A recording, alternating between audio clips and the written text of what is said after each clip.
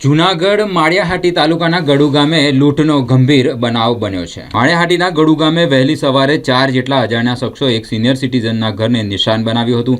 ઘરમાં એકલા સૂતા હતા તે દરમિયાન લૂંટારાઓ ગ્રીલ તોડીને ઘરમાં પ્રવેશ કર્યો હતો। લૂંટારાઓએ સિનિયર સિટીઝનને પકડીને માર માર્યો અને દાગીના રોકડ રકમ સહિતની માહિતી મેળવી 10 તોલાથી વધુ સોનાના દાગીના સહિત લૂંટ ચલાવી ફરાર થઈ ગયા હતા।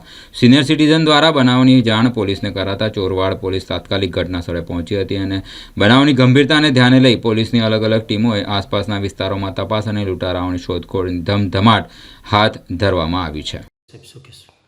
આજરોજ ચોરવાડ પોલીસ સ્ટેશન ખાતે એક બનાવ જાહેર થયેલ છે। બનાવની વિગતો જોઈએ તો ચોરવાડ પોલીસ સ્ટેશનના ગડુ ગામના શાંતિનગર વિસ્તારમાં વસવાટ કરતા એક સિનિયર સિટીઝન સતીશગીરી સેવાગીરી ગોસ્વામી તેઓને ત્યાં આજે વહેલી સવારે તેઓ પોતાના ઘરે સૂતા હતા ત્યારે કુલ 4 અજાણ્યા શખ્સોએ તેમના મકાનની ગ્રીલ તોડી અને તેમના ઘરમાં પ્રવેશ કરેલ।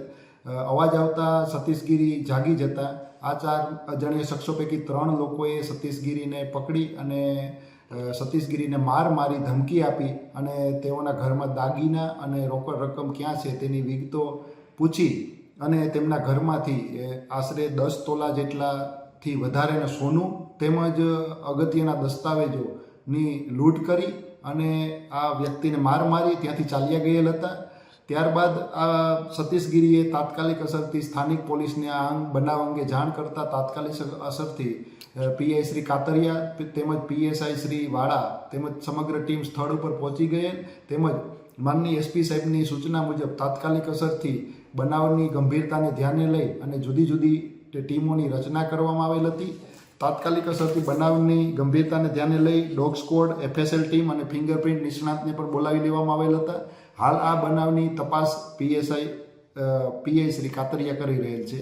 વધુ વિગતો મળી આપને જણાવવામાં આવશે।